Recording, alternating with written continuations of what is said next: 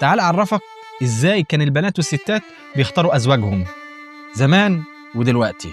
في الجاهلية هند قالت: نحن بنات طارق نمشي على النمارق، والدر في المخانق والمسك في المناطق، إن تقبلوا نعانق ونفرش النمارق، وإن تدبروا نفارق فراقا غير وابق.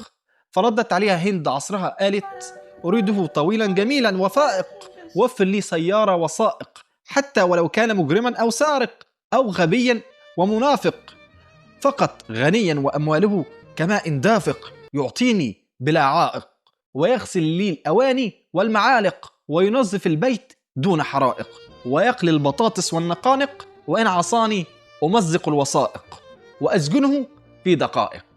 الأبيات ديت من أجمل الأبيات